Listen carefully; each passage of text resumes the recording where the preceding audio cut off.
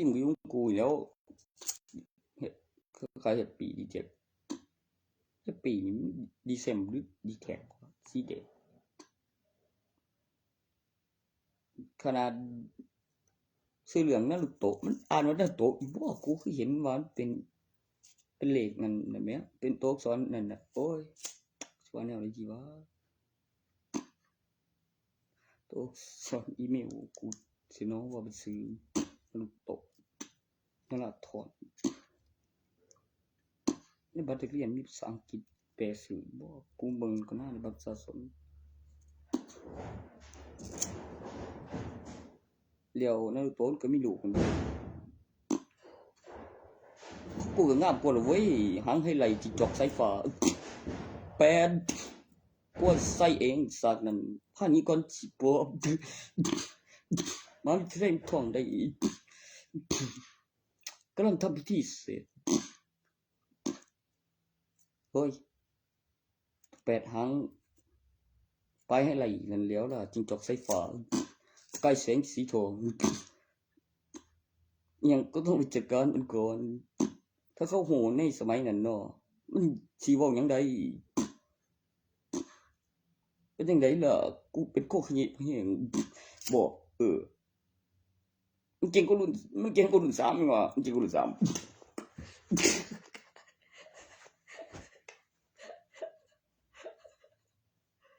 เอ้าเก่งกว่ารุ่น3บ่รุ่น4รุ่นใหม่แน่ก็3ตำนานเสียนประกายแสงสีทองโอ้ย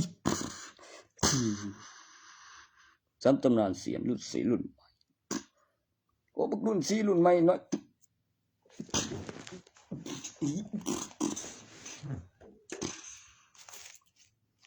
รุ่น4รุ่นใหม่มันอิหยังวะเอ้ากูบ่ได้ฆ่าเอาตำแหน่งโคคันยีให้เขาเอาพยานด่วนวิสามี3ตำนานเสียนมีพยานโอ้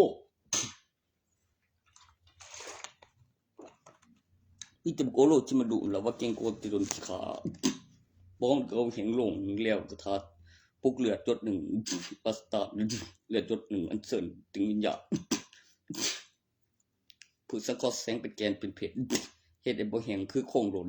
สิสตาร์เลือดหยดตอนอันเชิญวิญญาณแล้วอีหยังน่ะบ่ห้วยแล้วแบบเนื้อแตกแล้วกล้ามเดี๋ยวแล้วไม่แล้วก็คือเจ็บบ่สลายบ่เบิดอายุบ่เห็นอนาคตเลยสิ่งที่ไม่หมดอายุคือสิ่งที่เห็นอนาคตเลยฮ้องโห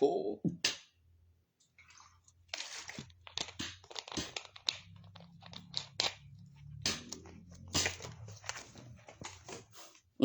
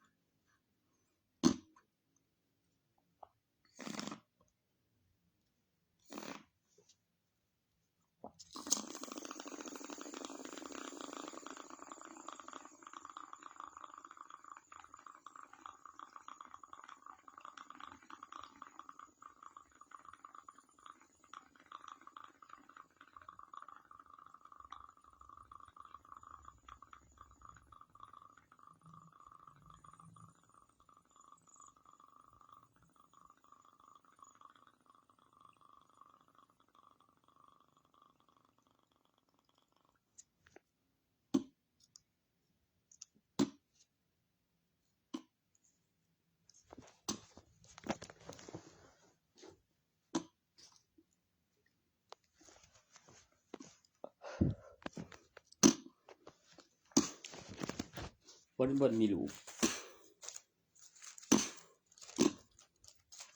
จะมีภาค3ตอนอีกครั้งคือสังเวยสถานเปิดเทป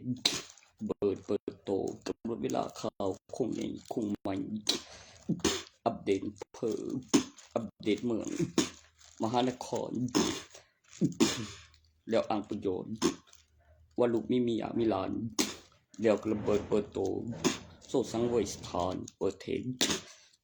แล้วก็ไปเอาสูตรมาปั่น แล้วว่ายลายลอยนวลในเขา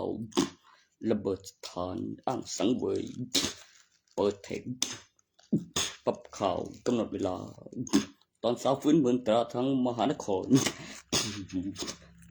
แล้วใส่สุดออกมาไอ้วารายตัวนั้นเป็นผู้ใดสตาร์บอยก็อยู่ไอ้สตาร์บอยอยู่ไหนตอนนั้นไม่ใช่ไหม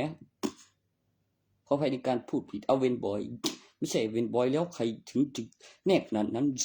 สังเวยสถานระเบิดเปิดโตตอนเช้าฟื้นเมืองตราปรับข่าวคืนเหลือข่าวจำแล้วสถานการณ์ที่ไม่ฆ่ากันเวลากลางคืนตอนเช้าฟื้นเมืองตราเหมือนการประกาศเกี่ยวเมื่อออนไลน์เมื่อคนไม่อยากตายไม่แจ้งตายไม่ตายจริงตำแหน่งที่ปลอดภัยในใบทะเบียนบ้านตรวจบัตรประชาชนที่สถานที่บันเทิงต้องมีการตรวจบัตรประชาชนเพราะสิ่งนั้นบุ้ยเปิดแล้วยังต้องอ้างประโยชน์กับสามีหรือมีคู่ภรรยาเมื่อต้องไปยืนดูเธออ้างประโยชน์แล้วท้องใหญ่แล้วทีละขั้นตอนแล้วก็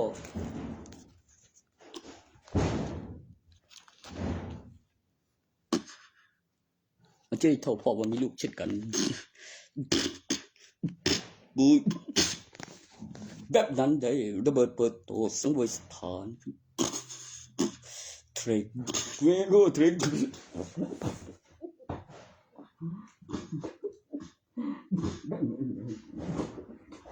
ตอนมีข่าวกำหนดเวลาสร้างอันใหม่ยังคงเสร็จในนั้นได้คงใหญ่เพราะมีข่าวก่อนหน้าว่าสร้างตรงนั้นคงใหญ่คงแกรงว่าโดนลงเด็กว่าโดนต้มไม้ว่ากายขาวว่าอยู่อนาคตได้งานปรับคราวตรวจบัตรสังเวยสถานเปิดเทรดคงใหม่อันใหญ่กว่าเดิมได้อันใหม่เปิดเทรดใบทะเบียนบ้านคนละใบบัญชีคำนี้มึงอ้างประโยชน์ไม่ถึงไม่พอแล้วยังไม่รู้การสื่อสารตัวนั้นกูบอกแล้วไงเมียมึงสักเจอเห็นโตเป็นคนใส่แค่ส่งเสร็จมันจะแน่ขึ้น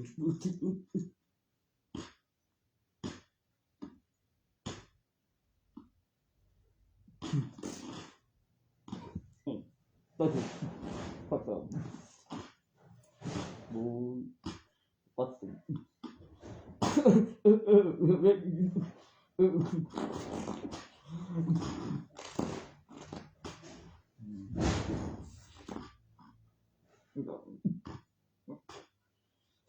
บุยถอนบุยโตอกนุกไปลงต้นสองถึงพื้นบนมหานครแอนก็แข็งแรงเหลือเข้าระเบิดเทนสงบสถานจุดสักแนวเบอร์สั้นบ่มีระบบพัฒนาอัตโนมัติมันมีข่าวว่าตัวไหนดีกว่าแล้วเปลี่ยนแบบใหม่แล้วเอกสารรู้ว่าเพราะอะไรจะไม่เกี่ยว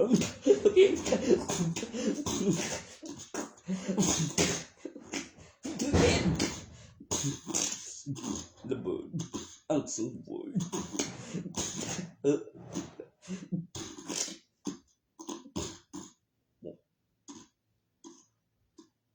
ไม่ได้ปนกันกับตัวหานนะอ่ะปนกันกับตัวหานอย่างกับเป็นซูเปอร์ฮีโร่นะบอกก่อนจะมีลูกคือซูเปอร์ฮีโร่ไฮสคูลว่าลูกภาคพบสองคือเป็นซูเปอร์ฮีโร่ตอนบุรีสังเยาว์ก่อนจะได้สาซูเปอร์ฮีโร่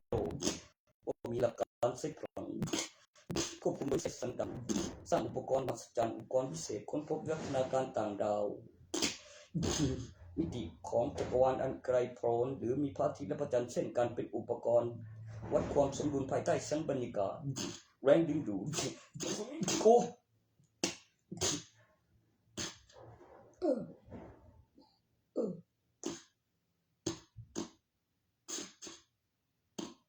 พระอาทิตย์และพระจันทร์เช่นกันและเป็นอุปกรณ์ดูแรงดึงดูดปัจจุบันมิติของอะตอมที่สมบูรณ์แบบอยู่มิติของจักรวาลเคียงข้างอันไกลโพ้นที่มีพระอาทิตย์และพระจันทร์เช่นกันแล้วสร้างเป็นอุปกรณ์ใต้สันบรรยากาศมีแรงดึงดูด การค้นพบวิวัฒนาการของมนุษย์แรงดึงดูดสันบรรยากาศมีการค้นพบอีกตัวเผ่าพันธุ์นักรบในทะเบียนไม่ว่าอย่างนั้นดิเซมคือเขามีสองมีปีศาจตามมาในขับดุยังงามใกล้ล่างเลยบ่ปีศาจงามมาคันแม่นราชการปีศาจเหลือพระราชินีอีกเสียพระราชินีมันเหลืออยู่ตัวเดียวพระราชาเจ้าผู้เดียวกันพระราชาเจ้า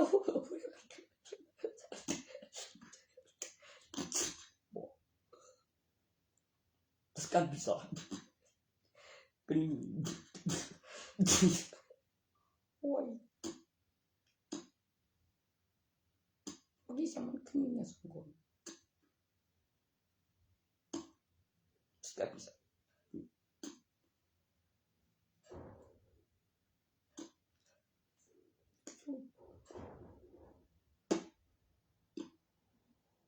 เป็นยังไงพวกมันปีศาจราชการเป็นยังบูเป็นผู้ร้ายบุคีปีศาจแต่เป็นยังไงผู้ร้ายบุคีปีศาจเป็นยังไงผู้ที่เอาได้เดียวรับผิดชอบได้เขาจึงสิบ่บอกผู้เยี่ยมผู้สื่อผู้ดูจริงๆเนี่ยยังผู้ร้ายกูเป็นยังไงกันว่ามาซะกัดขาไป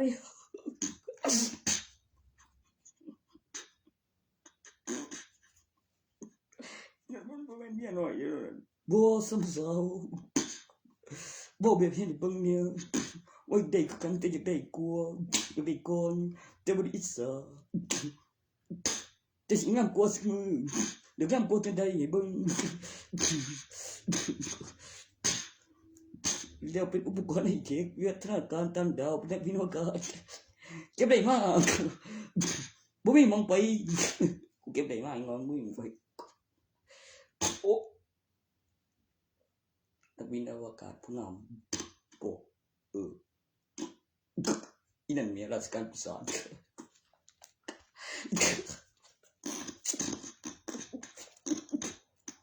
ราชการปีศาจ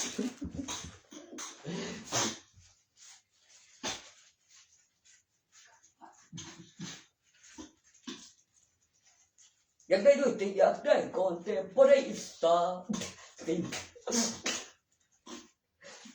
แม่อีนั่นเมียคือซื้อมันเด้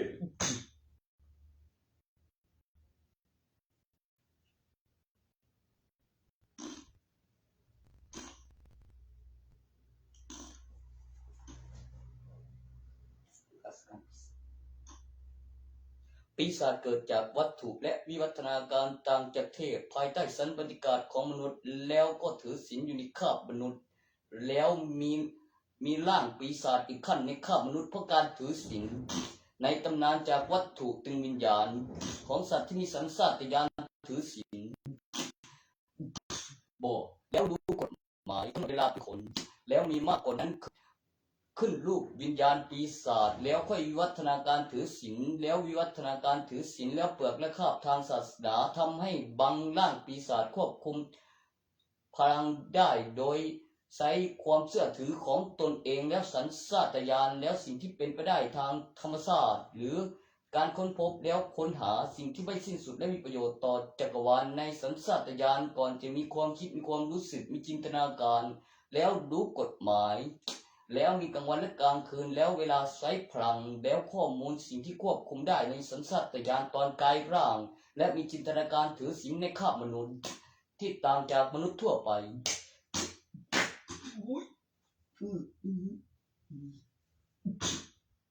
บอกอีห้าราชการปีศาจยังให้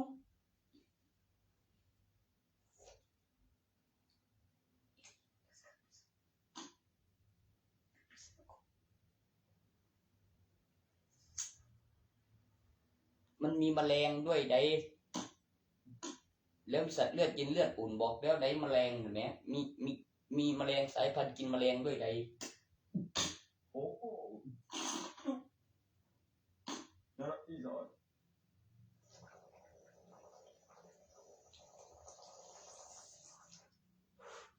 พิกโกโลนั้นวิวัฒนาการของพิกโกโลจากสัตว์เลื้อยคลานในคราบของมนุษย์ก่อนด้านนั้นเป็นสัตว์น้ำเป็นสัตว์กึ่งแมลงเหมือนม้าน้ำบ่วะที่ออกจากรอดรอยต่อออกลูกเป็นฝูงออกลูกเป็นตัวเป็นสัตว์เลือดอุ่นสัตว์กึ่งแมลงก่อนจะเป็นสัตว์เลื้อยคลานแล้วอยู่ในคราบของมนุษย์มีมนุษย์เงือกแล้วก็มีราชาปีศาจที่เรียกเหมือนอยู่ในคราบของมนุษย์เป็นร่างมังกรตะปงไม้หรือราชาปีศาจพิกโกโลพิกโกโลแล้วมีพิกโกโลแล้วมีพระเจ้าที่เป็นวิวัฒนาการต่างดาวจากดาวนาเมกที่มีชนเผ่าแล้วค้นพบวิวัฒนาการที่เปลือกและคาบเช่นมนุษย์และมีการสื่อสารมีชนเผ่าศาสนาขึ้นลูกกับไหว้เทพเจ้ามังกรมีของวิเศษที่รวบรวมภายใต้ชั้นบรรยากาศสังคมมังกรสังคมมังกร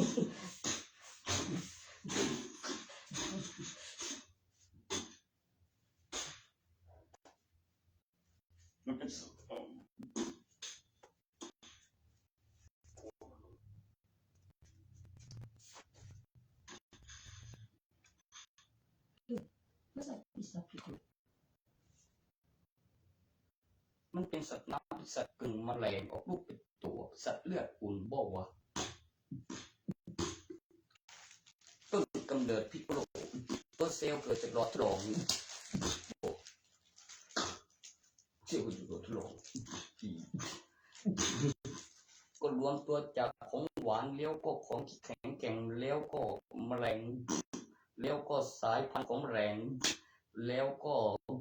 อยู่ในหลอดทดลองแบบการตั้งท้องแล้วอยู่ในหลอดเช่นไข่สัตว์เลือดเย็นแต่คลายไข่แล้วก็อธิบายทางหลักการทางวิทยาศาสตร์ที่เป็นไปได้โดยใช้สิ่งที่มีประโยชน์ต่อการพัฒนาทรงพลังแข็งแกร่งตัดตรอมใหม่หรือที่เรียกว่าเซลล์มีการตัดต่อใหม่การเจริญเติบโตทดลองในหลอดโอ้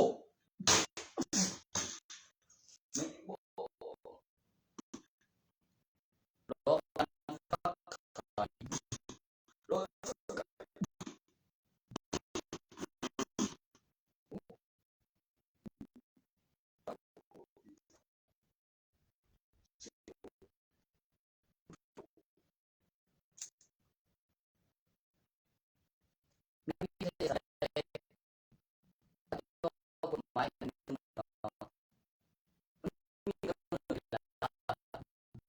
ต่อมีหัวข้อต่อการพัฒนาให้เกิดพัฒนาในสงครามบอลทำสงครามเป็นอุปกรณ์ปานะแข่งขันสงครามมากอุปกรณ์ทำสงครามรบบอกเดี๋ยวครับหัวข้อของด็อกเตอร์ที่การวิจัยและบัญชีและวิธีการใช้ของจำนวนตัวเลขเพราะพืชสังเคราะห์แสงแล้วพลังงานแล้วตั้งสรรพคุณมากับรังสีค่าบำรุงอุปกรณ์แสงทำให้จำได้การตอบสนองของสมองและค่าบำรุงอุปกรณ์แล้วรังสีแล้วมีสัตว์เลือดเด่นแล้วก็มีสัตว์ที่เกี่ยวกับต่างจากสัตว์เลื้อยคลานแล้วเช่นลูกออสหรือกบระเบิดที่ต่างจากคือรอดตายเพราะเป็นสัตว์เลือดอุ่นโดนรังสีผู้สังเคราะห์แสงไปแกนเป็นตอบสนองต่อการจดจำการพัฒนาค่าบำรุงอุปกรณ์และการสร้างงานและการตั้งระดับคุณแสงเกิดความมหัศจรรย์เมื่อต้องส่วนคืนให้หายแวบและสัตว์เลือดอุ่นและเกิดโมโหต้องได้แสงคือสัตว์มาแล้วก็ได้เจอกับทึกก็เลยขับโอ้และต้านรถถังเก่งกว่า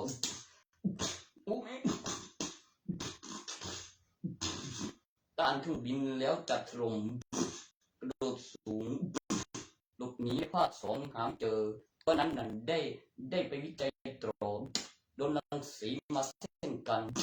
ไทเกอร์บูทกับไอรอนแมนโทนี่สตาร์พ่อหัวหยองขึ้นซัดขึ้นฟัง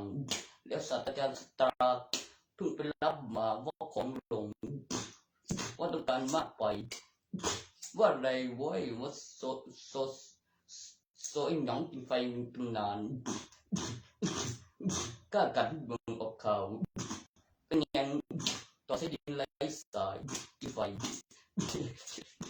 อยู่ไม่ไกลแต่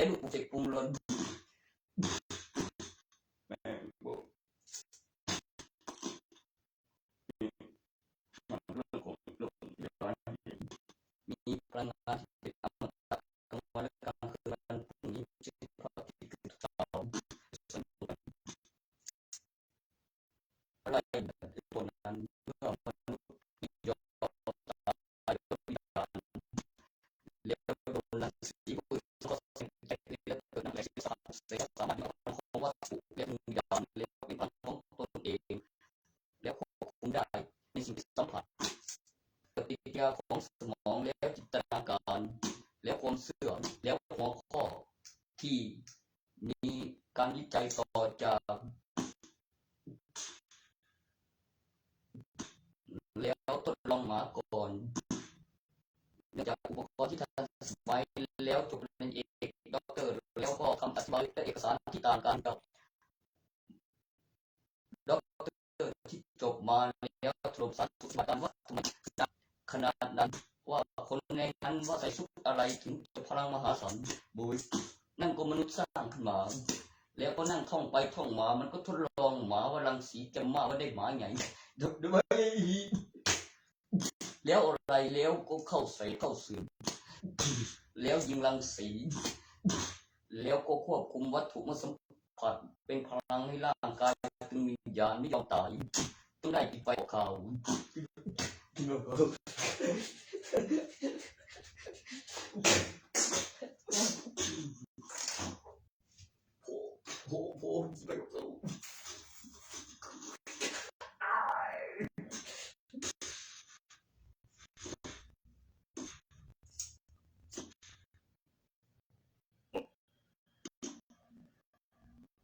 นเกี่ยวกับบัญชีและสรรพคุณของเซลล์ตั้งราคารักษาอย่างเมนให้ได้ก็อัดอากาศแล้วเชื้อโรคตายก่อนมนุษย์ตัวใหญ่แล้วไม่อยู่กับข้าวมนุษย์แล้วอัดอากาศฆ่าเชื้อแล้วเติมควันแล้วเติมไฟและฆ่าบำรุงอุปกรณ์รักษาโดยการอัดอากาศฆ่าเชื้อประโยชน์เป็นพลังงานไฟฟ้าแล้วเพื่อเอาเชื้อโรคที่ตายแล้วหายใจต่อในจำนวนวิแล้วก็เปิดแสงก่อนหน้านั้นคือทำให้พิษสลายคือสิ่งบริสุทธิ์ต่อที่ฆ่าเชื้ออัดอากาศในงานวิจัยแล้วมันก็อยากได้มากกว่านั้นคือแบบ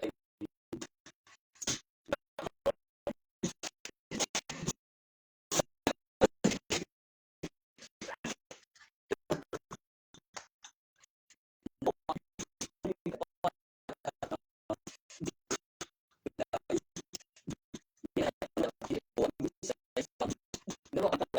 อันที่ลูกนั้น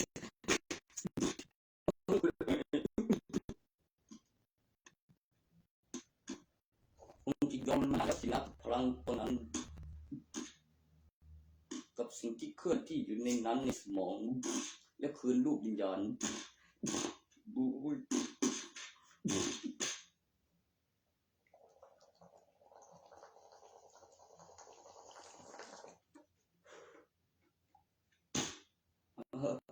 มันเป็นอะไรมันเป็นศิลปะอะไรที่ท้องแตกไม่ยอมตาย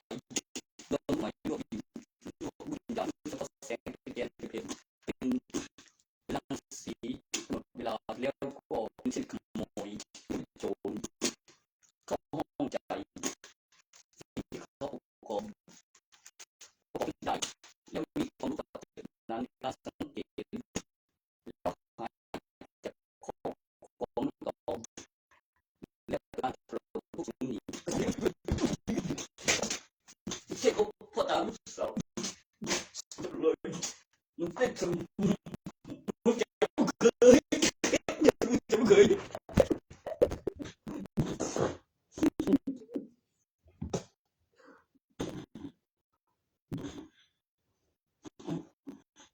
ตัวนั้นทดลองเสร็จโดนรังสีออกมาว่ามีตาที่จุกปากและหงายลงแหกไปดินอยู่เหนือดินใกล้ล่างแล้วไรเปิด power over แล้วมีการตื่นตัวเมื่อมีความเจ็บมีความชินสัญชาตญาณปีศาจกายล่างของยักษ์แปลงมาเนื้อมนุษย์พลังงานที่เป็นอมตะของพระอาทิตย์หัวข้องานวิจัยที่แข็งแกร่งทรงพลังมากกว่าอุปกรณ์ทำสงครามรบเป็นอุปกรณ์ยานพาหนะมีการต้านทานของอุปกรณ์ทำสงครามรบและแกร่งและใหญ่กว่าและพลังมหาศาลกว่าแรงกว่าแรงปะทะแรงกว่าคือการต้านทานของหัวข้อที่การพัฒนา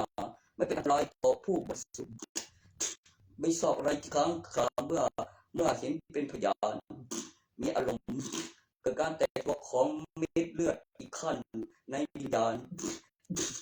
ที่เป็นอมตะแล้วตั้งชื่อแอนดรอย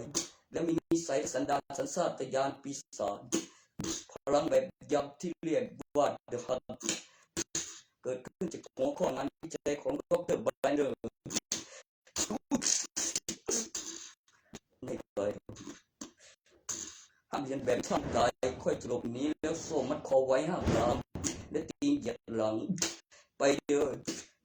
ตอนนั้นบ่อล้อมของลงกับพ่อแล้วก็มีน้องบูรุษโดนไม้แค่ทีมึงจะมองสอกแหลมปักเลือดแตกได้ยังไงใช้บุญตกทีเดียวใช้ท่าตายอุเทกุลห้ามเรียนแบบห้ามตามโลกนี้การจับกุมตลอดตั้งสมาธิควบคุมไปในสภาพถัดไปหลังจากนั้นมาว่าอย่างประวัติศาสตร์นั้นนั่นมีดูมีไม่ตายคือบินแหกลมก่อนตั้งชื่อเป็นกายทั้งยังง่ายห้ามใจห้ามขัดใจเป็นทหารโดน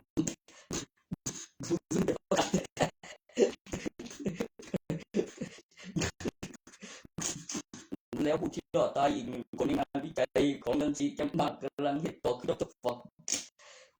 ว่าติดเครื่องที่สมองมันรับมาทางน้ำวายาแล้วมีตัวรอดต่อเจอร้อยถึงร้อยคือดร.ฟอกที่ขอบของผลงานรังสี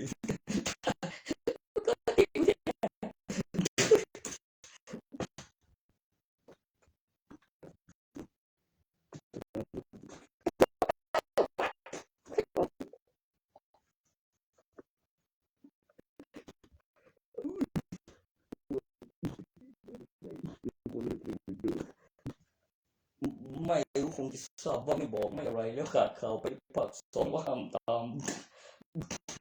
เห็นเพียงเรากระโดดในบอมบ์ตีดัง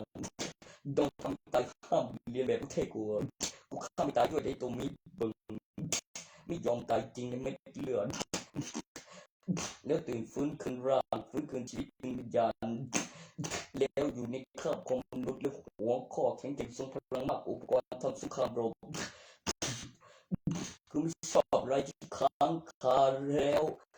ไม่ใช่คนสราญแล้วไม่แยกแยะอะไรที่ผิดที่ถูกรู้แต่อำนาจบ้าพลังมีอุปกรณ์อาวุธที่ต่างกับหัวข้อการพัฒนาและมันที่สร้างขึ้นมาโดยความอัจฉริยะแล้วสรรพคุณที่สูญสลายไม่น้อยลงเพราะบัญชีการตั้งราคาค่ารักษาว่าจะทำไงตรงนั้นไม่รู้วิธีการใช้ต่างกันกันอยู่ว่าจะทำให้มันโตว่ามันเป็นประวัติไม่จบแล้วมาทำให้โกรธว่าต้องไปตันไม่สวนคืนสมบัติเพื่อให้หายแบบมันพัฒไปด้วยทำศูนย์ปฏิบัติการศูนย์วิจัยอยู่ไม่ไกลกองทัพค่อยขึ้นมาใหม่เปลี่ยนใหม่เมื่อนี้ดูแต่ที่แรกเราอารมณ์ดีก่อนอยู่ไม่ไกลกองทัพศูนย์วิจัยมหาวิทยาลัยอยู่ไม่ไกลกองทัพอยู่ไม่ไกลกองทัพ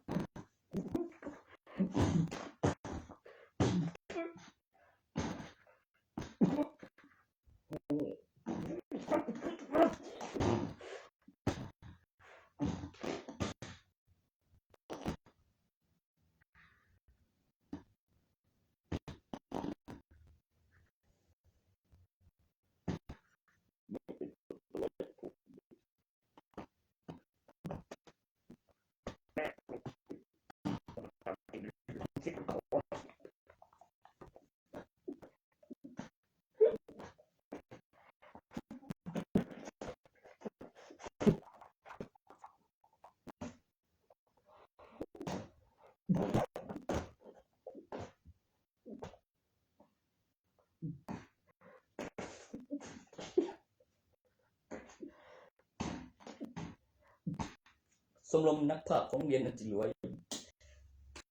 สิ่งที่คุณภาคประกอบกับความจริงต่างจากนั้นตัวที่คุณเห็นในตัวข้อมันสีงามโกนกับศิลปะลายไฟ กับเปิดลูกมันต้องการเป็นอยู่นั้นแล้วมีเมียมีลูกแล้วก็คือแล้วจะกลับไปไม่เกิดมันก็บ่ได้ได้แบบมึงน่ะยังวับออกว่าไม่ได้เกิดยังมีร่างสถิตต่อเจ็ดแปดหางที่จอกสายฟ้าไปไหลเก้าหางสีส้มที่แสบมาทีนี้ว่าจะอัปเดตแล้วเกินจริงอยู่ในเวอร์ชันเก่า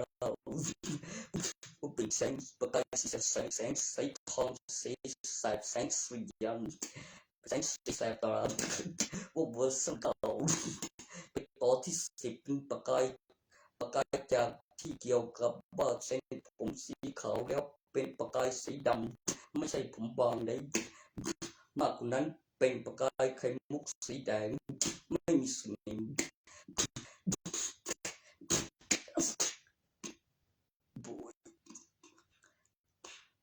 งอกประกายดำเป็นแนวใดว่าเป็นสีไม่ตกแล้วเป็นสีที่โดนสาปว่าไม่เป็นคนแก่โดยมาข้ามมาหรือสั่งเสียถึงวิญญาณขึ้นรูปรถถังเพื่อเอางอกประกายดำว่าสีไม่ตกเหมือนโดนสาปไว้เป็นสีประกายเนื่องจากตัวไม้ไปหาเป็นแสงลายมันสุดจนเข้า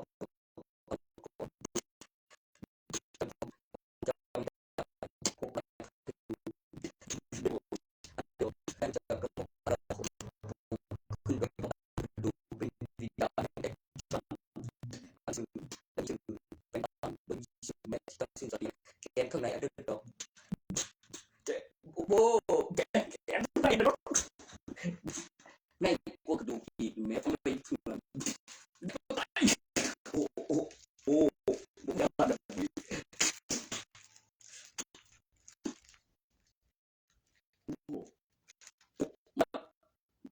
มากับกรรมพันธุ์ขึ้นลูกวิญญาณพวกเราบูดมอบพระมิตรของบุคคลสื่อสารแรงแล้วไรซูเปอร์ฮีโร่ที่รอดตายจะต้องใจซูเปอร์ฮีโร่มาสักคนใจ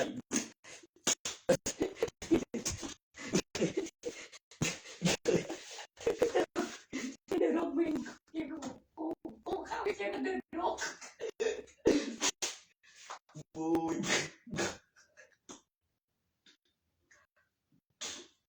ซูเปอร์ฮีโร่มาข้ามมามีไหมบอกบินบุยโดนขัง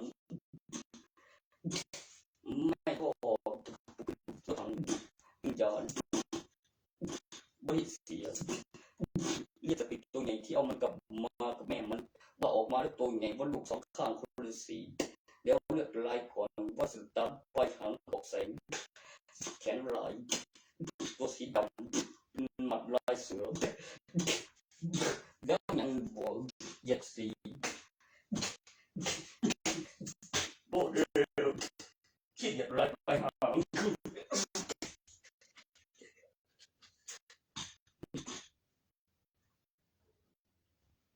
มึงจะไม่เอาน้องได้ได้โซมาสมได้ไปแม่เลยเอาแสง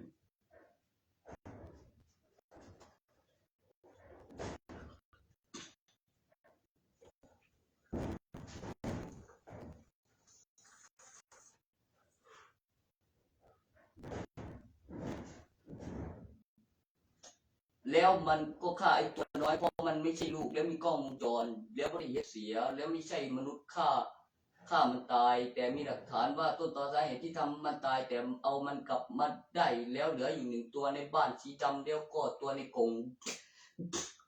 นอกนั้นไปไหนไม่รู้กับแม่มันบอกตัวก่อนด้านนั้นวิญญาณเข้ากับขึ้นรูปรถถังกันพิษรักบ้าตัวที่เลือกรอดอยู่ในบ้านมีตัวสีขาวกับตัวสีดำตัวหนึ่งนั้นแล้วเวียนไปเวียนมาแล้วก็เลี้ยงยังไงก็เหมือนใครเห็นตัวสีดำนี่นะแบบนอนขวางทางแบบเหยื่อล่อแกล้งตายได้สอนว่าแบบว่าเฮ็ดเป็นไวเมื่อมีคำอธิบายของประโยคภาษาตอบสนองต่อวีโอมีกฎของลูกและหลานแม่โอ้โดนอย่างนี้นะโอ้จะเป็นไม่แค่ตัวไทยคนยังเงินไม่เงิน Tao khá xa nhìn có lẽ tin xuống với của sửa lúa kéo gần bị lộn với có vâng tôi hiện có thằng này nhắn dẹp lưỡi tôi nhắn vâng ơi dẹp lưỡi với chim tên với ơn chim tương với kể bạc âm ô chim tương với ô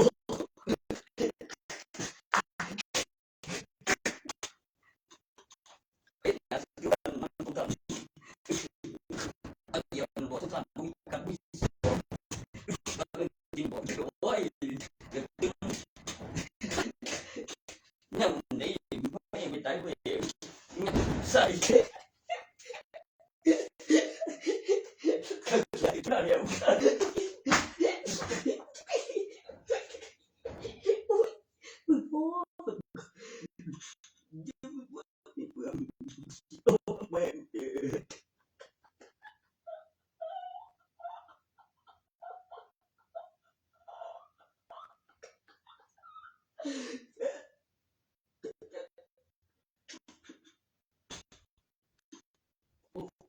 quá cũng không đi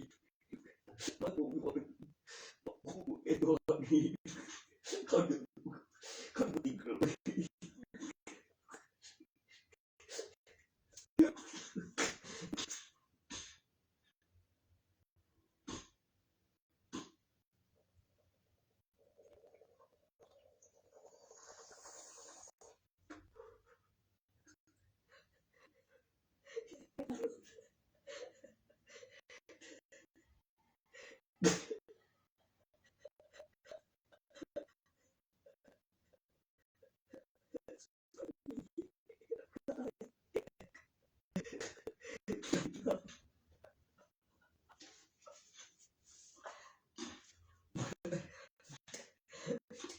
con máy nó đấy mi sinh ra sự cái sự liền tôi cũng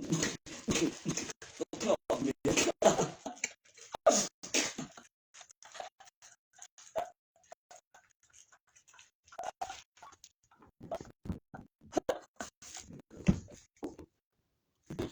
mi sinh ra sự cái sự liền đây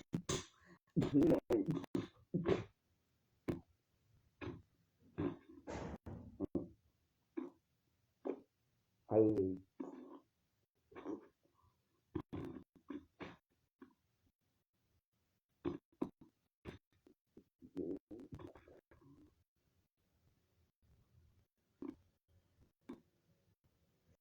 nhưng sempre không trốn sempre không trốn những tụt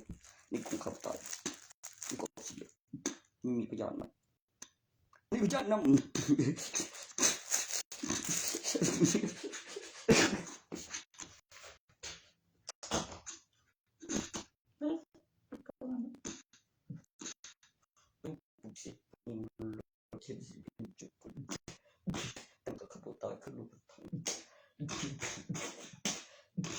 cháu bố đã sống tôi cũng sinh ra sự khai sát liền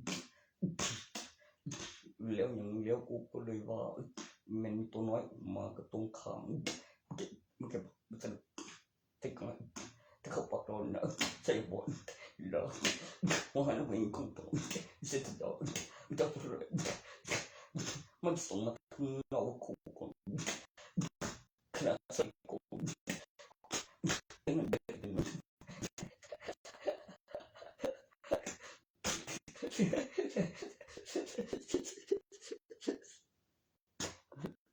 นี่เขาบอกปฏิบัติกันจะไม่รู้บอกมันติดได้ยังไงนี่บอกปฏิบัติหลังจากออกลูกแล้วว่ายังเป็นสีอะไรกันคนนั้นแม่ลูกกันก็แล้วเป็นสกองว่าได้ลอยไปหางกับบุญทรงคือปักตะกุดคุมลูกคุมร้านปักปิดไฟแต่ตัวไปหางใส่เสร็จแล้วว่าอยากได้ยังไงต้องเอาไปให้ในกองนั้นเปิดก่อนมันเป็นแปลกๆเลยกูว่าจะสั่งสอนให้สอบแมวแล้วไม่ก็เกิดกับแมวหลับตอนนี้ไอ้ตัวนั้นขี้เกียจกูไม่ใช่เว้ยไม่เลยหมาคงเข้าไปตาย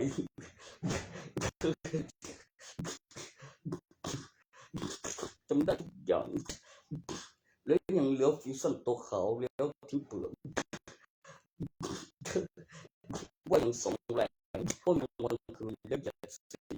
แล้วไม่ได้ใส่โอ้ยโซลาร์สเปรย์ผม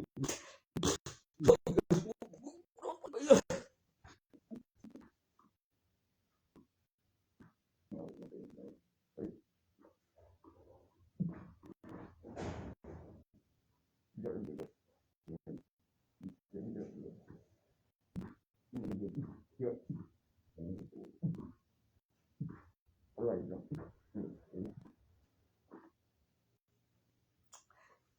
ยังดีเงียบยังมันได้โซลาร์ทั้งหลังมันก็จะตกบอกเป็นคำคุ้มครองว่ามาดูตัวเดียวได้มันตัวผู้หญิงคานมาเพื่อยังถูกเมนบีผู้หญิงคานกูจำได้อยู่ว่าเป็นฟังมันแล้วกูจำได้เป็นฟังเสร็จแล้วยอดแต่ไกลโถมันบอกบูของมึงนี่บ่เห็นขาเป็นวิญญาณมาดีนั่นวะกูว่าสูพอกูว่าเป็นวิญญาณป่านะมันจะไม่สูผลวิญญาณมาบ่ทันเป็นสัตว์เสริมก็บ่เห็นขาคือกัน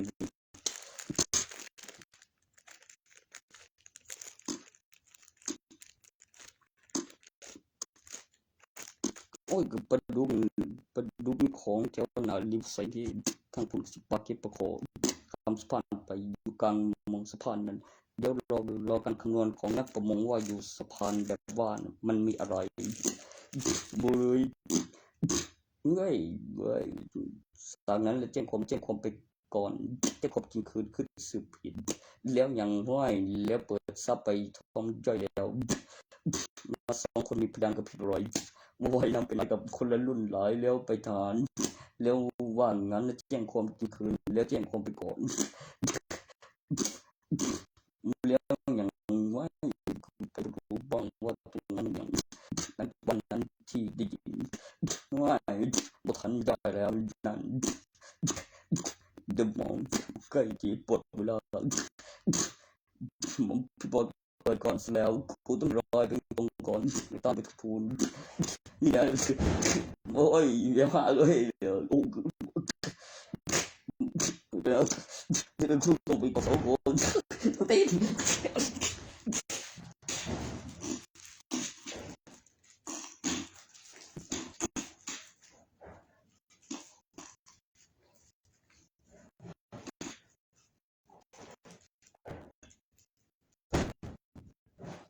สบายเฉยไม่เฉยไว้ไม่ต้องทำไม่โจเฮ็ดเองดิโจให้ไว้ตรงนี้ยังดีกว่าเรียกก็อันแล้วบางยังก็นำตรงนี้ว่าอื่นก็บอกเดี๋ยวรอกูบอกโอ้แม่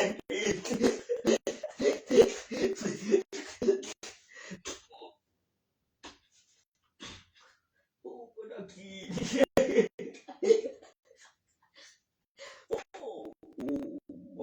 บอกไม่ไปจ้า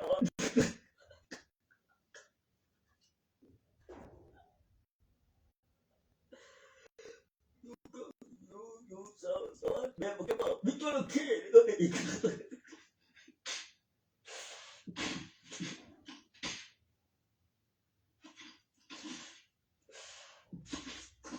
คุณได้คุณขี้กูบูดเลยว่าขี้โอ้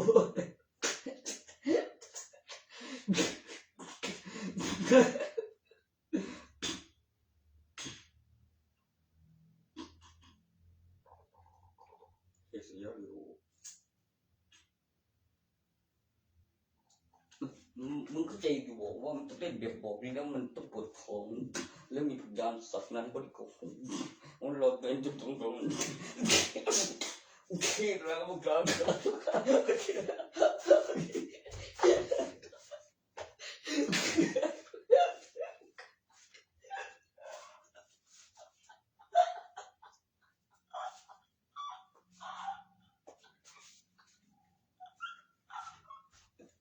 เ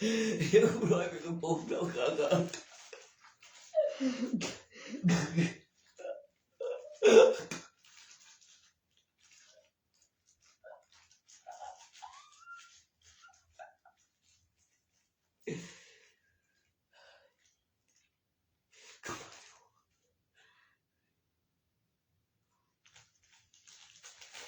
ไปโดดสะพานหน้าไปบ่อยมันหอนจะเป็นยังจะปุ่นยังไงบ่อยจะกูบอกยังบ้า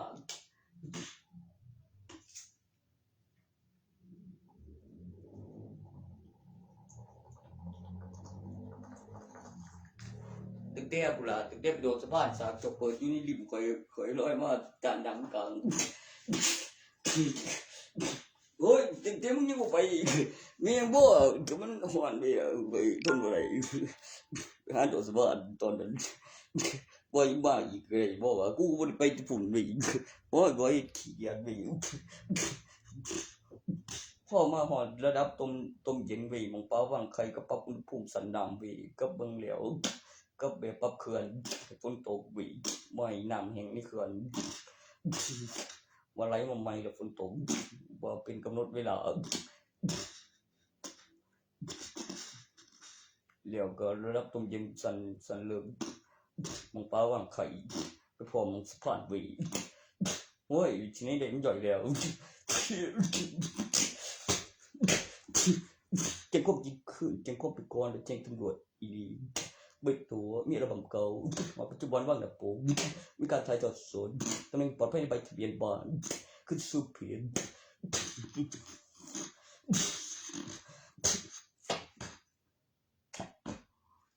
มีพยานอีกคนหนึ่งได้รับพระราชทาน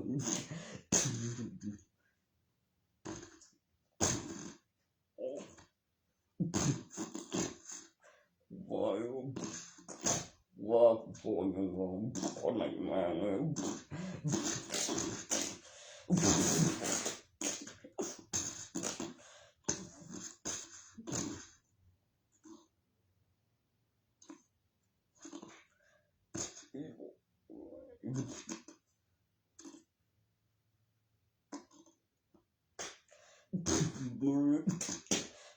โดนนำกฎหมายจะถือสินคำไม่ของเดี๋ยวมันก็ตายแล้วเมื่อก่อนสถานการณ์นั้นคุณจะสู้ผิดตอนใครคนมีประกันชีวิตใช่แค่ช่วยสู้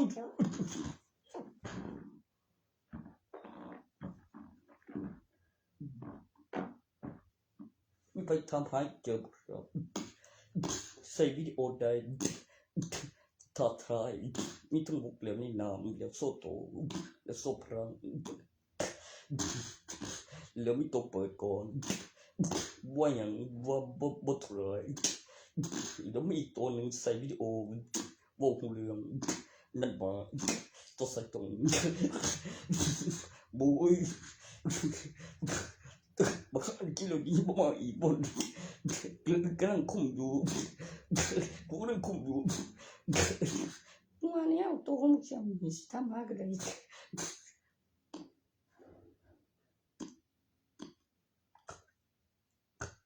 ไป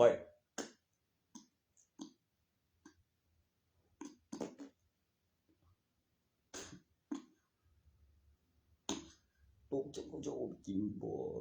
โอ้ยสัตว์ไม่คันเป็นสัตว์สะเทินน้ำสะเทินบกเอากูเป็นใครเป็นสัตว์เดือดเย็นคือลูกวิญญาณมาก่อนเป็นตัวพระเจ้า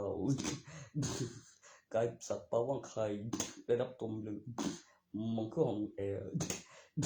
รับสูดน้ำมองต้มเย็นมองว่างไข่ใส่วิดีโอ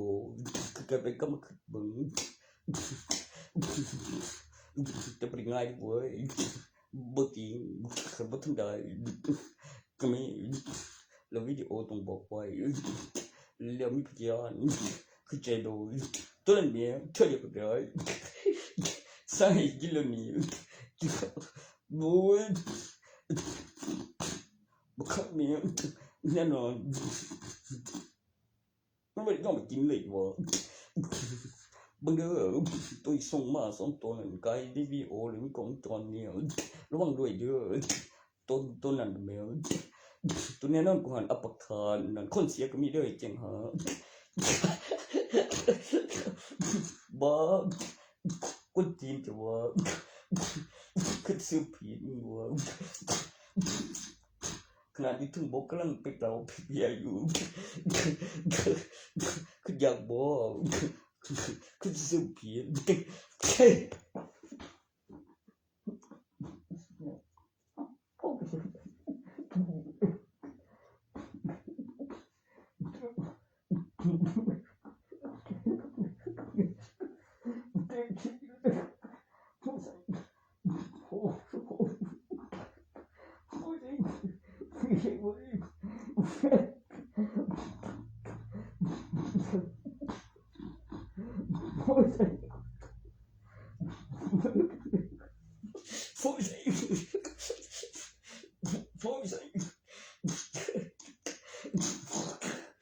่งกูมันอีละ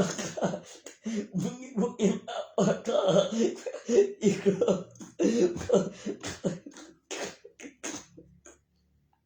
มึงอยากตัวใดอ่ะ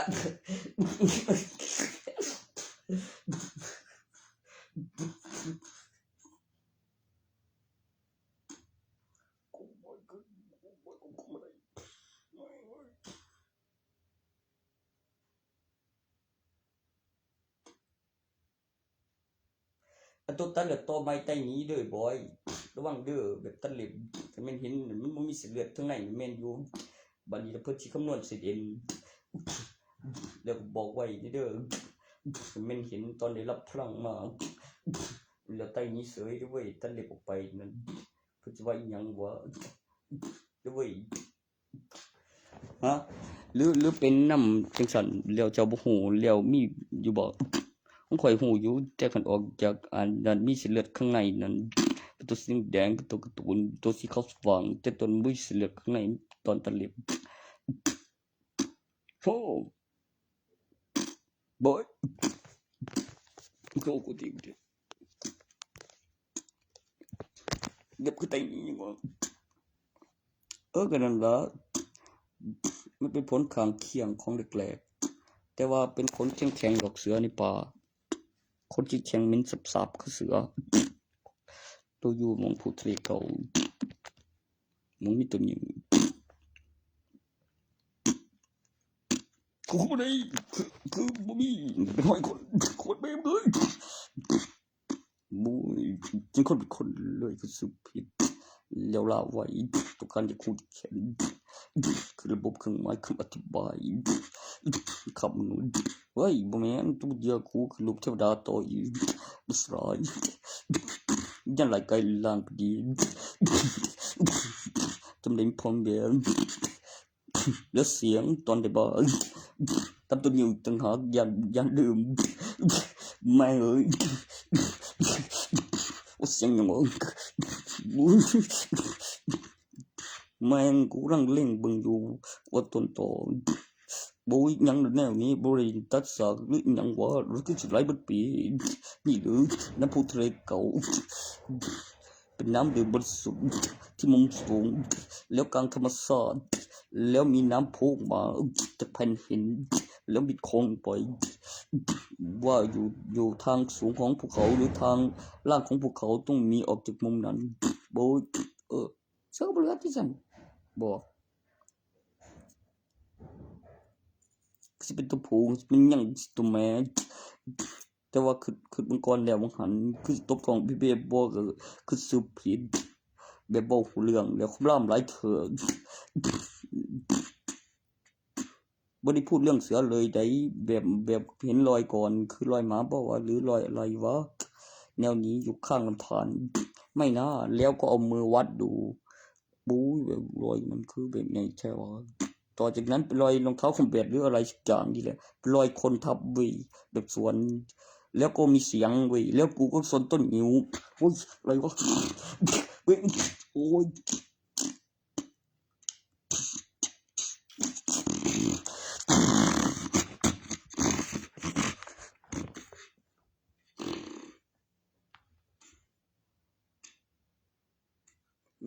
ำลังกินน้ำเสียงปืนสั่งปรับพริกกับบุตาเหลือเสือไก่หลังเขาป่านน้ำไปเจอเสือแต่คือจะซื้อบุผิดกัดจัดกูบอกคือจะซื้อผิดดอกกูมีประกันด้วยอัลบั้มเก่าวางนับปกถ่ายทอดสดเวลาถึงปัจจุบันตัวเองที่ปลอดภัยควบคุมได้จำได้ขึ้นรูปวิญญาณเซียนเทวดาผู้ทรงต่อฐานการเจริญเติบโตวิดีโอต่อสัมผัสจากพื้นผู้ทรงต่อฐานการเจริญเติบโตของสิ่งมีชีวิตเรื่องธรรมศาสตร์มีการขยายตัวของพระพุทธองค์ให้กับไหว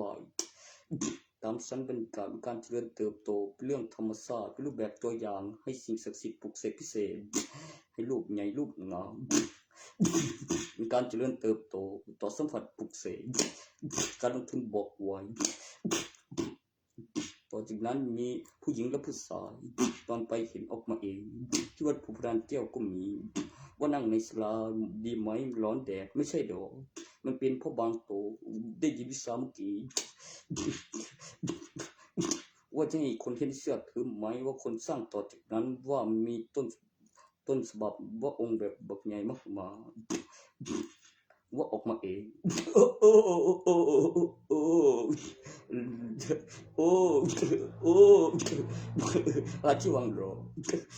เนี่ยเอาลูกปั้นเอาไว้มันเดี๋ยวเว้ยแม่งอีเทียนแบบที่โอบอกเลยมันวิตตัวเมีย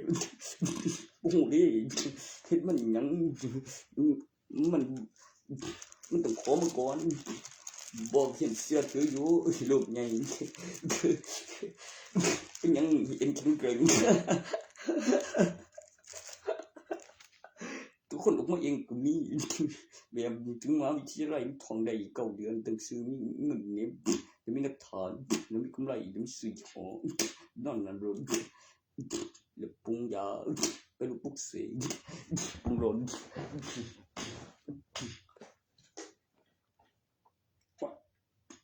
แล้วคือลูกทางแล้วมีห้องแล้วมีทุนมีกำไรมีเอกสารมียิ่งฝากทองใหญ่มีซื้อบิดามารดามีซื้อโรงพยาบาลโอ้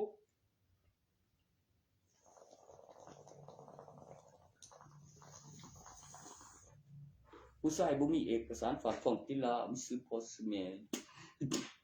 แล้วมีซื้อโรงพยาบาลฝากทองโรงพยาบาลใดแล้วมีห้องโคกมาโอ้กูกำลังได้กูต้องการสิ่งนั้นพลังใหม่ใส่ยุ่งแบบมันมีเอกสารมีห้องเด็กมากกำไรเสร็จขาดยังเด็กไงกูยังดีสอง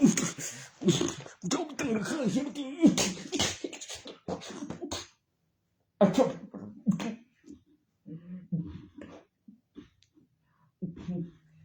มันยังซ้ำซ้อนมุดเดียวซ้ำซ้อนขึ้นไปเดี๋ยวซ้ำซ้อนทั้งนั้นจะไม่สอนได้ไอ้ซ้ำเดี๋ยวมันพังลงเลยได้ก็คือโตนบัวแล้วนี่สอนบางแกผลงานตรียังเลี้ยวสนใจมองรัวออกมาต้องเขาใส่เป็นหน้าบินปีถ้าไม่ได้ทำงานบัวซ้ำซ้อนก็ไม่เสียเลี้ยวไม่ได้โตมึงหาไม่ใส่อุ้ยยังเศร้าเนี่ยต้องเห็นบัวเลือกข้างยังมันนี่ข้างตัว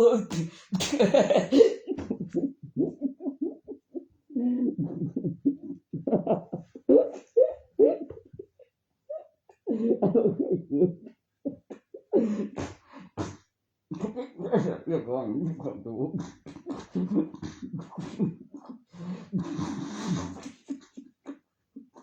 อันนั้นไปบอกเขาที่เขาพยายามกู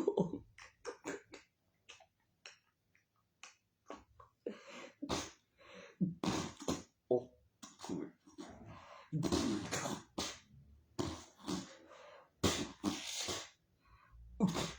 ยังไม่โอ้ยสำคัญว่าปั๊บผม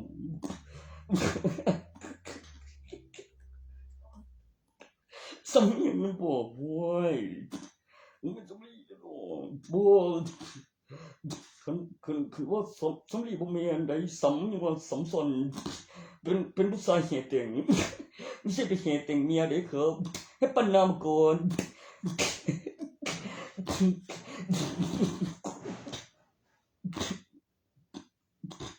ือว่าสังสมใส่ทั้งนาลิสอนชุมชนมุจี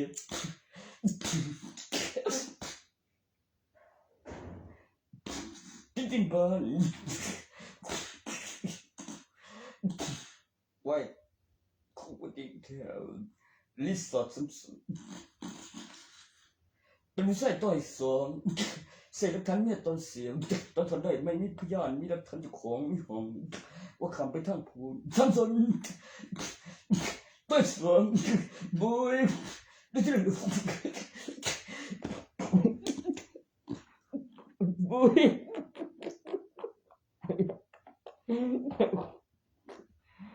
บุยเดี๋ยวนั่งรอเดี๋ยวโอ้แล้วนี่ถึงว่ามึงเลือกไปก่อนว่าเคยเป็นมินิแล้วเป็นสายเลยพี่เมียมึงยังชิมาตีกูนี่ที่หาพี่ว่าโอ้ยขนมโตนั่นบ่ได้บ่ได้หยังฮะหรือว่าสิว่าหยังหรือลืมบ่วะมันขึ้นก่อนก็ได้กูไม่ลูกชายตัวจริงไม่ใช่พ่อของมึงนี่มันลูกที่แม่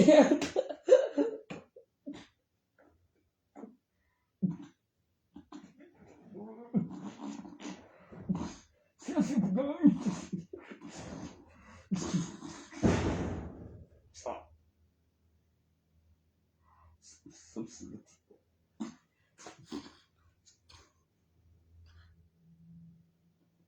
มันคือว่าไอ้สนแม่นแล้วคือหลานที่สอนเที่ยวคือสนใส่ลูกฐานคู่อุ้ยโถตอนเธอหน่อยบ่อยใส่ยังคงว่ามีบ้านนี้ทำอีกหน่อยบอกสั่งสอนตัวหนึ่งเดียวใส่ไปถอดหมอกไปหนึ่งมาเลยที่บ้านแต่ว่าแต่ไม่เจอ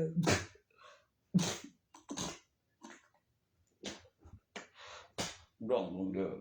สุดท้ายตัวเดียวขับรถเงินสดสบายเบิ่งนักเรียนใหม่นักอีกแล้วว่าบริใส่เลยจะเกิดสนไปถือปกมีสนดีงานไม่พอมีวันก็บอกเรียนมีสิ่งกันก็เรียนไงโตบ่แม่นไงโตได้ดุนอีโตนี่หันเป็นสีเดียวกันเป็นสีใบโพลไงส้นโจเจ็บปวดนับรางวัลไม่ถึงหนึ่งตัวถือคนละโตว่าส้นดี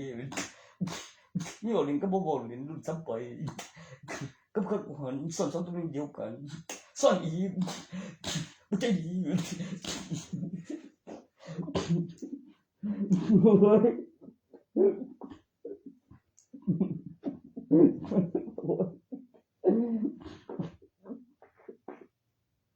โอ้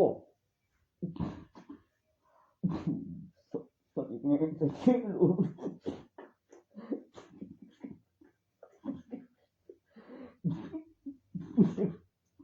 ส้นโอ้ส้นส้น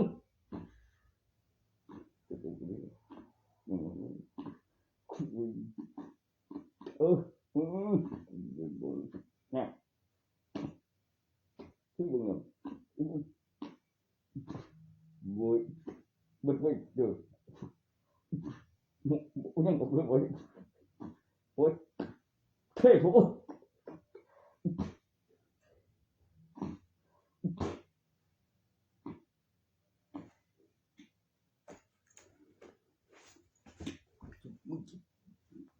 ูกต้องมีเบียแบบคนไหนเลยโอ้ยโคตรเครียดนอนต้องมีจัดที่หนึ่งนี่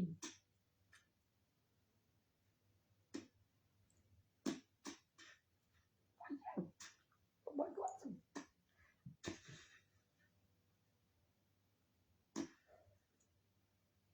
ไม่น่าบ่อยบ่ผมจะตั้งห้องเปิดมารับสิ่งกองสุนบ่อยบ่เรื่องหมอนมีคลินิกมีอนามัยไปพุ่นอยู่ไกลหมอกไกลอยู่ทางไหนอยู่แถวร้านค้าอยู่ทางหน้าเด้อทางกูบ้าบินทบาทนี่ตื่นเด้ออ้างยังอ้างบ่สงสารบ่หน่อยลงเป็นเงิน มีกำหนดเวลาเงินเดือนเติมของสีเก็บตุนสบับสีว่ามีการผลิตงานวางบ่คืองานเสริมสวยงานอะไรใส่ขยะไม่ได้ก๋วยเตี๋ยวบุกไก่แต่เต้น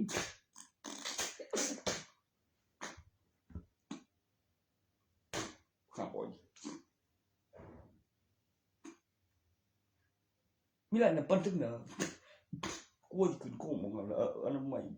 สาธารณสุขแถวบ้านขยะเสพติดน้ำบิบินแบบที่คนบ้ารับรายงานตัววิสระกลางบ้านตอนพ้นโทษอยู่บ่ไกลบ้านบ่มีโรงพยาบาลกับอยู่นี่ก็หาเพิ่นบ่เจอแล้วโทรหาเพิ่นบ่ติดเปิดนั่นเพิ่นอยู่บ้านแท้บอกอีกอย่างหนึงเด้อเพิ่นมาแต่มื้อเว้นอาทิตย์หนึงในรายสัปดาห์บ่มีเงินเดือน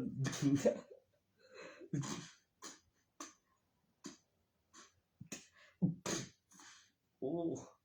บอก2 มื้อบ่เพิ่นก็เล่นอยู่หั่นล่ะว่ามีคอมมีเครื่องปิ้นอยู่บ่ไกลหมอนวลคือหมอไก่หรือหมอไก่อกไข่บุล่ะก็ว่าไก่อกไข่นี่กูสักสิเว้าถือบ่ไก่บ่คุ้นไก่นั่นคือไก่นั่นคือซอยท่าเยอะหมอไก่อกไข่เด้อมึงอย่าเว้าคือเล็กๆมึงเล็กๆนั่นล่ะเป็นวันตีจนเมื่อยเบิ่งเป็นหยังบ่ยอมกูจนได้ขึ้นหลักฐานเอกสารไกลหลังเบิ่งสิพลันยับคืนติดเทียนในน้ำปานนั้นเบิ่งแหน่บ่แม่นในจอในขวดเด้อไฟดับตอนใส่พลังในน้ำตอนไกลหลังนั้นระวังมันบกไว้แต่บ่ดับมันขึ้นรูปเด้แต่อยู่ใต้ต้นแล้ววางลงค่อยเติมน้ำว่ายับคืนได้เขาใส่หลอดไฟซับเปิดข้างในน้ำบ่ดับบ่แม่นในจอเด้อขาในน้ำบ่ดับเบิ่งมันหยังต่อสายอยู่ไสบ่ได้ตลอดโบราณค่อยเติมน้ำโบยไกลหลังเบิ่งตอนเสร็จพลังมีกำหนดเวลานั่นบ่แต่ทางของเทียนขึ้นรูปตั้งข้าวบ่สลายขนาดเปิดไฟยังขึ้นผู้ใดเชื่อถือในหลอนในควรว่าใส่พลังว่าวิเศษตาหลายว่ายังไงโอ้ยถ้ามันสิโพดปานนั้น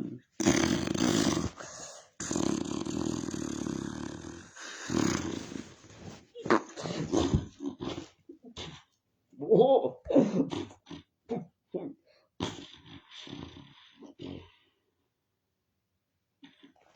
มือตาสว่างคือที่ใดคือบุญดึกสิไว้นำเป็นมาก่อน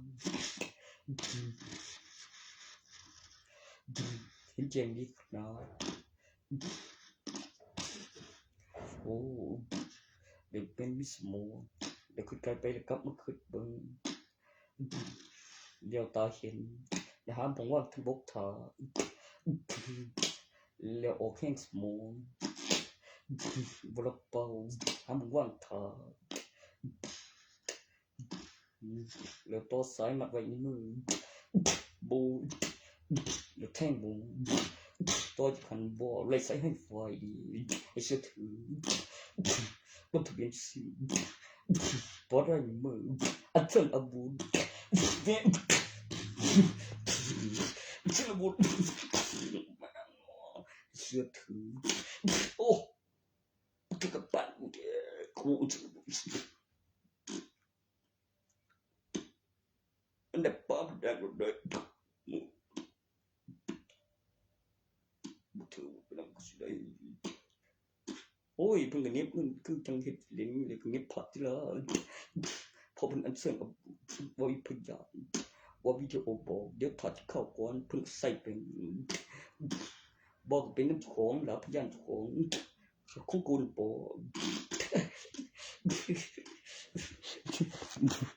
กี่คำบอกลูกใจยี่บอก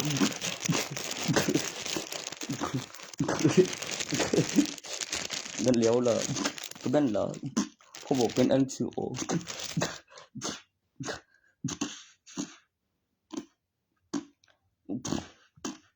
บอกกูบางทีเสียงเบิ้ง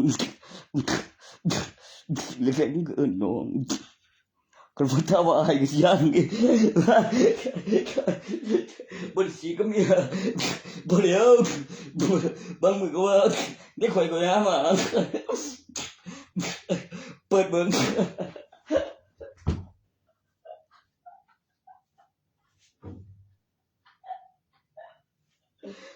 ถ้าไอ้เนี่ย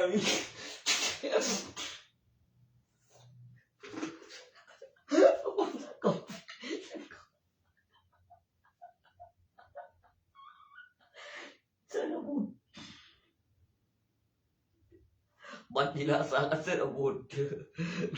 ใส่ดีจะพอต้นบ่ทนต่อไปต้องไปหาสอนพยานเสื้อถือก่อน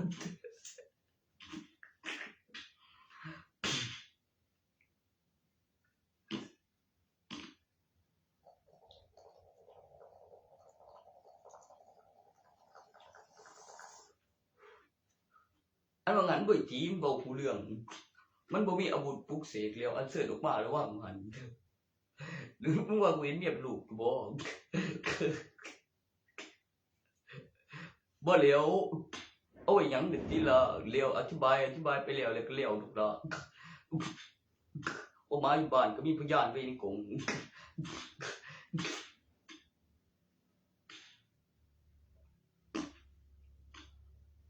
มันนั่นจะถูกบอกว่าแม่นมีขี้แล้วมันมีหำ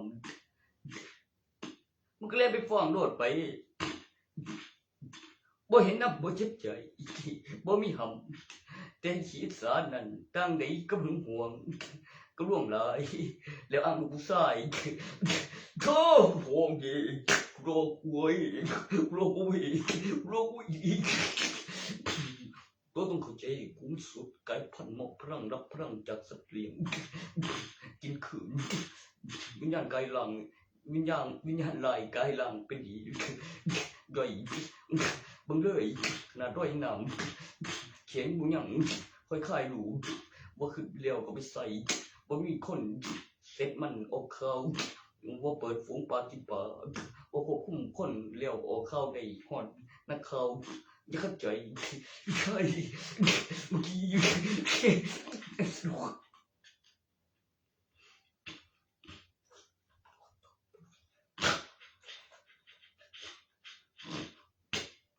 ไม่ใช่ตัวนี้สักทีนึง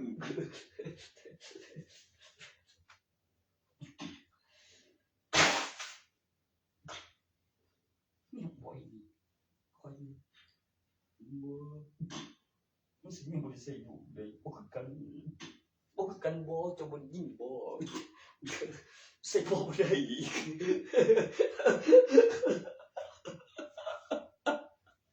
บ่มีเงินจ้าง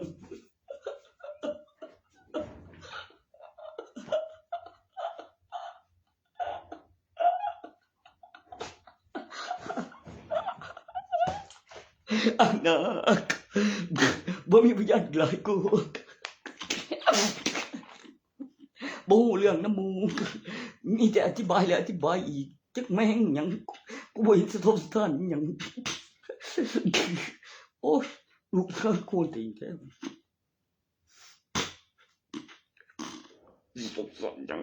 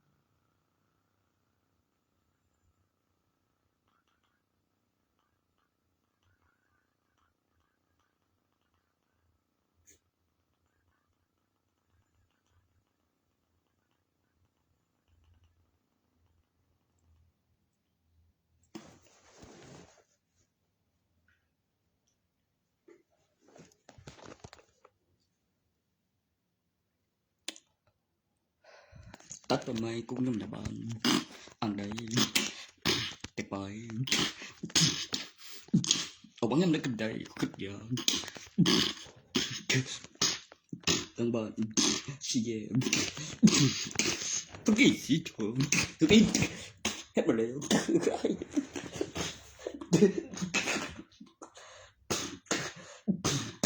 coi mình đang khăm lớn đẹp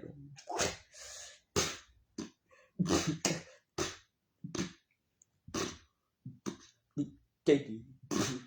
มีกบก็20 ปีนี่แหละมันกำลัง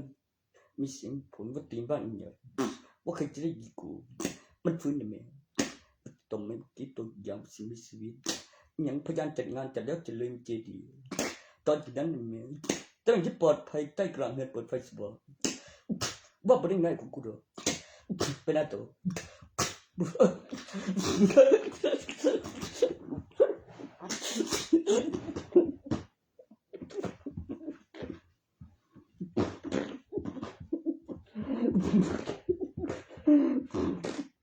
บอย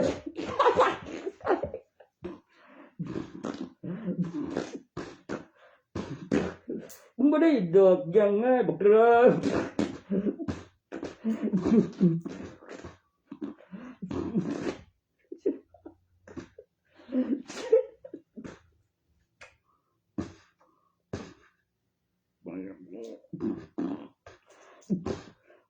แล้วบอก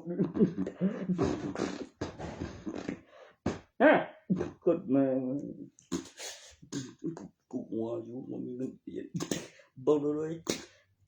ว้ายบ้าแม่งเที่ยสร้างมาโซ่ไรพวกไรน้ำมันคือเก่าหรือบ่คือเก่าเลี้ยวมันฝืนย่ำคืนย่ำมือดันเลี้ยวไปจำได้เอาเท่าเมียจำได้แล้วไปต่อที่มีโทรศัพท์หน้าจอสัมผัสเล่นเกมไปทางนั้นคำพูดแบบเป็นสังเกตผมตัวนั้นเดิมแล้วค่อยเปิดบางทีละตอนอีกรอบในระยะเวลาวันเรื่องว่าโอ้แล้วค่อยเปลี่ยนรูปว่าเฮ็ดเป็นว่าเทคไฮไฟมันโกที่ตั้งเป็นทโบว่าจะซัดเอวก่อนเจ็กเบอร์แล้วบินตอนออกมาซัดเอวก่อน ซ้อนแสงว่าฟาดได้ใส่กระเป๋าว่าวิดีโอบอกซัดเอวก่อนตัวเมฆเขาปงไม่ลูกตีตัวพูดซัดเอวก่อนขึ้นข้อกรองว่ามีกำไรแท้เป็นการลงทุนบอกไว้ใช่เบอร์โทรมีคนมารับซื้อแล้วมีเสื้อลายเส้นกูเดิมว่าขึ้นข้อกรองกูจะเอาไปแลกหนาผมว่ามีในบ้านเบิ่งโอ้ยเก่งบักได้เห็นง่ายสายกลางเนี่ยบาเสียเขียวมัดไว้มันแดงตรงหน้าตอนกูเขียวกูร่างเอิญเอาคืนเดียวแต่ว่ามันคือฟุดฟัดมันขอบความอยู่ดอกมันนักตอนเอามาคืนกูแม่จำได้ยินว่ากูเอิญหาบอมก็ลอยมาบอมก็คือรูปสมเด็จมาเห็นอยู่โอ้ยมันเป็นเปลือกขาวๆเด้อต้นมันเป็นง่าใหญ่มีบัดดลขึ้นเล็บเยอะต้นง่าวิเขียวหมูตันบางโตกระโกนตัวง่าเนี่ยมันเป็นตันเขียวหมูตันบางโตก็คือมันโกนวิมันเป็นเขียวหมูตันอย่างวะแต่ว่ามันเขียวหมูตันเทอยู่เด้อล่ะสงสัยสิเป็นคือว่าบ่วะตัวเขียวหมูตันในบ่ว่าตัวเก่าเขียวหมูตันโกนของเถียอยู่ได้ตั้งแต่สมัยฟันหนุ่มตัวทัดบ้านนั่นบ่โกนนั่นบ่เขียวหมูตันบ่มีห้อยฝนนั่นบ่เป็นเขียวตันเป็นเขียวแท้ว่าเป็นเส้นง่าว่าเลื่อยเบิ่งแล้วใส่รูปแบบว่าเขียวหมูตันบ่เป็นคำอธิบายต่อจากหันขึ้นรูปแคลเซียมมีฟันสำรองแล้วขึ้นรูปแล้วบอกให้ปง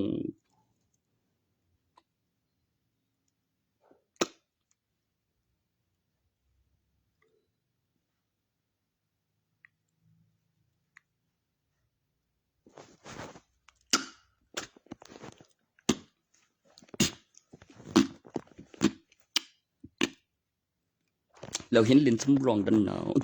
กว้างเต็มเป็นฟันสำรองบอกเกิดมันแข็งกว่าฟันแท้มันขึ้นรูปตำแหน่งของอวัยวะของมนุษย์แล้วออกมาเขียนก่อนโวยเป็นฟันสำรองแข็งกว่าฟันแท้คือฟันแท้บ่ผุปกติแล้วก็บ่โกนหรือฟันแท้ผุอยู่บ่วะฟันแท้ผมก็บอกอยู่ว่ามันบ่ผุบ่โกนมีฟันนุ่มอย่างเดียวคือผุมันโกนแล้วมันเกิดมาอีกรอบนึงนั่นต้องถอนออกเบิดได้แต่คันมันเป็นตั้งแต่นั้นคือต้องอธิบายต้องไปใช้เครื่องศัลยกรรมคือกระดูกของคนต่างกันมันเกี่ยวกับตั้งแต่ขึ้นรูปแล้วการสะสมตั้งแต่ใส่ครั้งว่าบ่ตายก่อนเจ้าแท้อยู่ดอกบ่สวนขึ้นสักเดียวต่อจากบ่ตายก่อนเบิดบ่ขี้ไล่กูบ่ยบ่ไม่เลยโอ้สปอเนาะมันถูกจำบ่ได้เจ็บโลก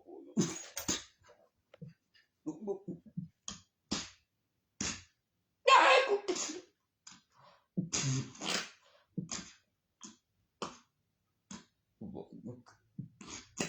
ฟันจำลองเป็นฟันรอบ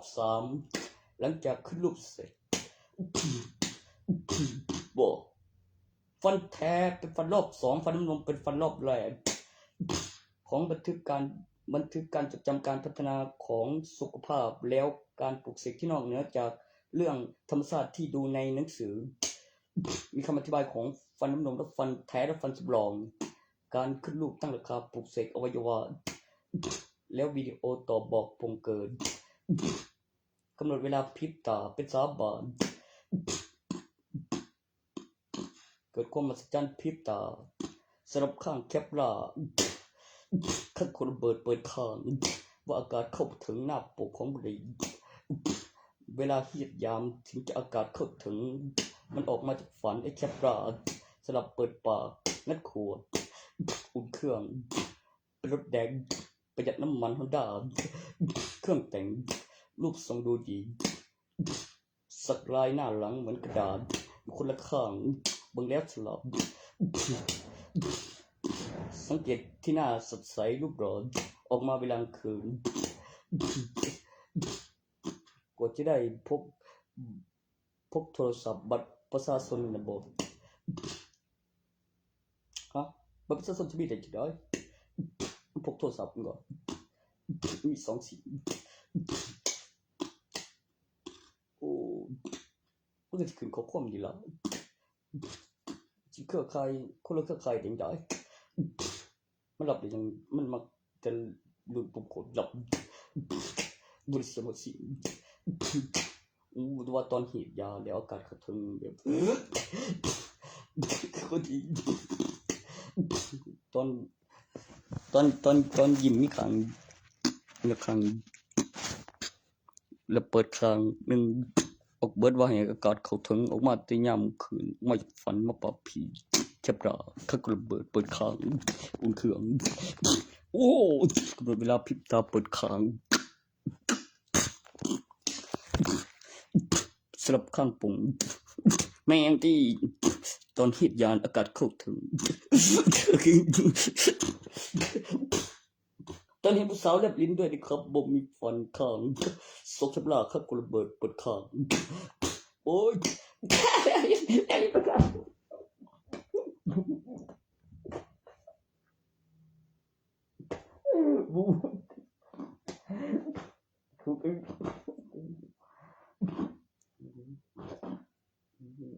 เบงแบบขับต่อสวยแบบโแบบโอีเทียฟันปอพีเทียบมันมีหลายสุดเลยผมมาติเป็นคือผมมีสารเธออันที่คุณเวลาสบายปุ่มข้างเปิดปากระเบิดก็คือ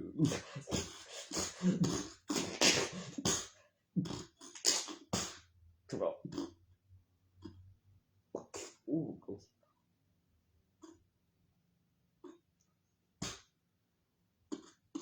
เวลาโมเสียนอยู่บางทีเป็นเช่นร่างสำรองตอนนอนพักผ่อนว่าอย่างว่าชอบทำให้โจรขโมยตกใจว่าเป็นเงามีน้ำหนักที่พื้นแล้วอะไรแล้วหันหน้าไปทางอื่นตอนมองเห็นแล้วหันหน้ากลับมาให้ตัวสวยเปิงว่าอย่ามายุ่งตอนพักผ่อนว่าอย่างว่าเล่นแคปหล่าข้ากระเบิดเอาแต่ฟันมาปราบโจรปราบผี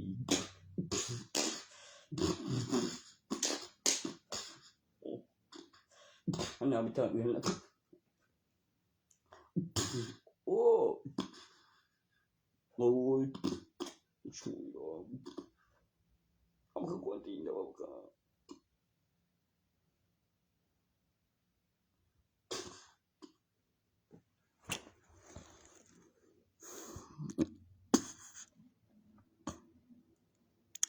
อันนี้นี่เป็นงาใหญ่เพราะขอบเปลือกมันเล็บได้ตัวขอบเปลือกแกะสลักลายสมเด็จตัวนี้ครอบครองหรือสัมผัสต้องได้แบบว่าต้องมีรถในบ้านตัวนั้นแบบสงสัยอยู่ต้องได้รถมาด้วยอุคลุกเสร็จว่าเป็นงาแท้มันคือว่ารถเจ้าของมันคือว่าของเจ้าของทุกอย่างที่นอนในบ้านมันโศกขนาดคันเขียวมันว่าขนาดรถจริงยิงออกมาแบบ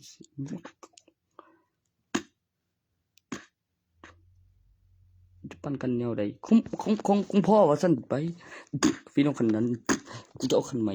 จักรยานฟ้าดอกกูจะออกเงินทีตรงนี้แล้วก็หาที่วางก็กูจะใช้นั่นเด้กูเฮ็ดได้กูไปตีมาได้ล่ะไปแจ้งตำรวจติล่ะว่าแจ้งหาบ่เคยมีในกล้องวงจรใช่หรือจิในกล้องวงจรมันไม่เกี่ยวมันใส่ไว้อีกเลยว่ามีโอ้ยเพิ่นสิว่าอิหยังบุเนาะกูจำได้ของกูเว้ยเดียวเนาะจนมันจะเป็นบ่ว่าก็ทุนไปทางนั้นมึงก็ในบัญชีนั่นเด้ว่าของมึงหามามึงก็อ้างทุนมึงนั่นเด้ตัวหลักฐานน่ะแหมเดียวบ่ก็ได้เคลียร์คดีเดียวสินำไปตัวออกเงินซื้อใบทะเบียนบ้านแล้วว่าหาหม้องจอดแล้วมีหม้องวางแจ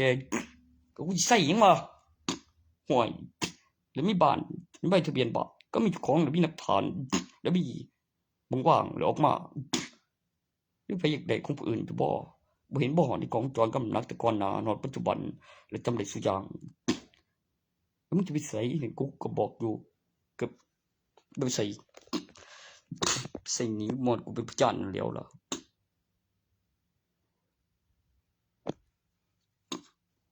กูบ่ไปฆ่าเอาตีเอาได้ล่ะแค่มันเอาไปเกินมันสิมาขู่ตีกูอีกได้จังไดตัวแม่มันแล้วคือสิมาขู่ตีต่อหน้าแล้วก็คือสามีวิดีโอแต่ใส่ม่อนบ่เรียบร้อยมันเช็ดได้จังไดเช็ดพระจันทร์บ่ส่งผู้ใส่เดี๋ยวเอาเรื่องเก่าอยู่หั่นโอ๊ยจะดีสบ่มาเดียวบางยาถุงหนึ่งกับมอไซค์คันหนึ่ง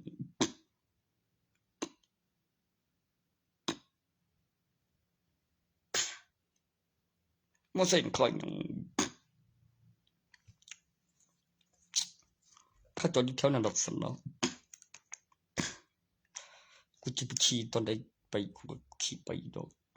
เรียกว่าสะดวกเฉพาะเวลากับแต่งแบบไว้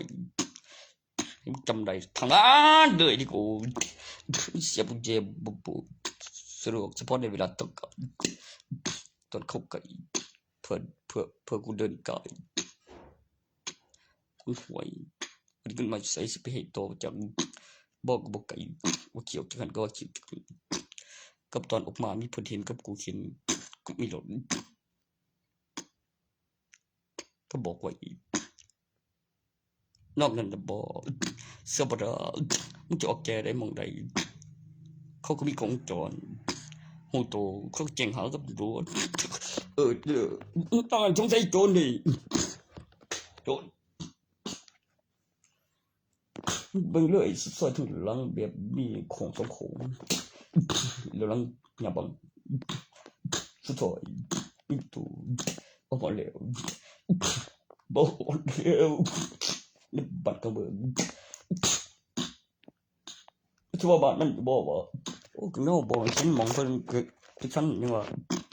มันคือว่ากูสิเอาไว้แต่ไปเปิดแล้วเขาไปดีดเสพยานับเงิน2คนบ่ใครธุรกิจเถื่อนเดี๋ยวขึ้นได้มาเขาต้องคิดเจ้าโตมันนำยังว่ามันให้ซื้อบ่ได้พอไปใส่ความมหัศจรรย์แล้ววางไว้แล้วมีกลิ่นหอมจากแกนแล้วสีบ่ตกเป็นความมหัศจรรย์เพิ่มเติมนั่นแล้วก็รับซื้อไปตันพุ่นแล้วบ่มีสิ่งบ่เกิดที่ยามคืนยามเว้นเขาเฮ็ดงานแล้วมีรถเล่เขาด่านว่ามึงจะเอาจักบาทแล้วเอาใบเสร็จมานำบ่ซื้อสถานีว่าเขตอำเภอใดมันก็บ่ได้แต่กูไปทวงเจ้ายังแพงแค่ระดับไฟแล้วด่านนี้ก็คือใบเสร็จมาแล้วมาจากคนไปเป็นคืนในมื้อนั้นปกติมันสิได้บ่เดียวสิได้เขียนว่าคักวันเขาก็บ่ซื้อกับตำรวจเองบ่เขาบ่อยากได้กับตำรวจเองคือบ่ได้ไปหยังเขามันแล้วคือบินแล้วคือราคาเลยคิดไปรับมึงเอาใบเสร็จมานำได้ค่ามาถามเลยตั้งค่าดับไฟใส่รถก็ได้แล้วก็เป็นรถบรรทุกชนิดใด ราคาคนละอย่างละแบบว่าแล้วก็คือว่าผู้อื่นมันก็บ่รับซื้อกับอีกอย่างหนึ่งจักซ่อนวางไว้ตรงนั้นเก็บหลักฐานเสร็จก่อนเจ้าที่ทำงานกลางวันจริงส่วนเคลื่อนที่เป็นเวลากลางคืนน่ะมันมีรถเร็วมาก่อนว่าได้หรือบ่ได้ต้องได้ใบเสร็จแล้วซื้อเจ้าที่ผู้ให้เคลียร์